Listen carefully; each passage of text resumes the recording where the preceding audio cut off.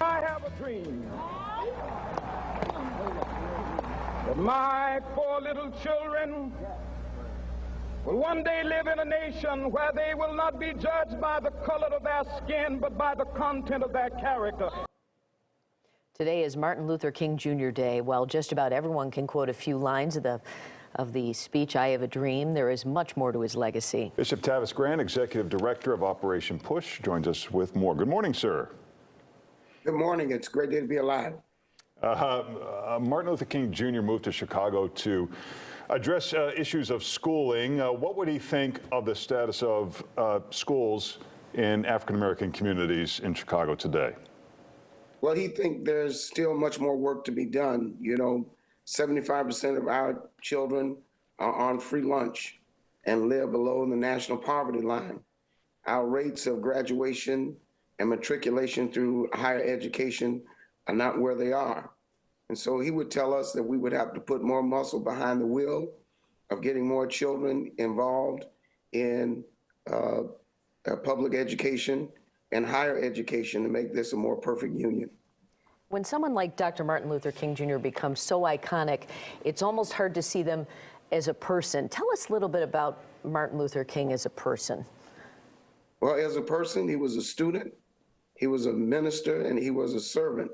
You know, many people don't know the matriculation that Dr. King went through in such a short period of time, graduating from high school and college ahead of his time, and then going to the national stage and taking on the fight and the plight of civil rights.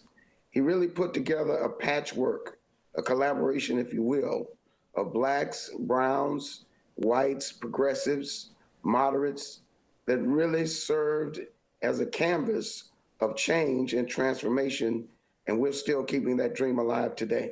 Can you compare and contrast that movement with Black Lives Matter? Well, the contrast is young, the energy of the moment, the momentum and the messaging and mobilizing, and really causing the nation to contend with this crisis of race and poverty, this crisis of those who are unhoused, homeless, uninsured, unemployed.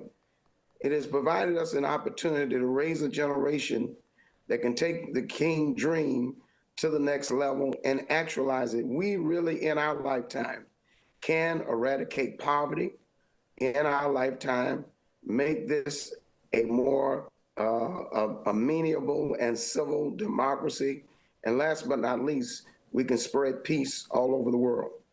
Your organization's 33rd annual MLK Jr. Scholarship Breakfast is today. What will be talked about there?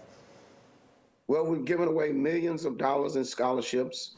We've given students much needed resource, aid, and support during the pandemic. We've created phenomenal programs under the leadership of Reverend Jeanette Wilson, our STEM program, our HBCU tour, and our opportunity to partner with parents, principals, and teachers around the country to create a network, a means by which we not only save children, but we raise them at the same time to give our nation and our communities the great hope that Reverend Jackson has always talked about in keeping hope alive. Well, Bishop Grant, we appreciate you joining us this morning. Thank you, sir. Thank you. Families and students can visit pushexcel.org for more details on the scholarship program. Thanks again.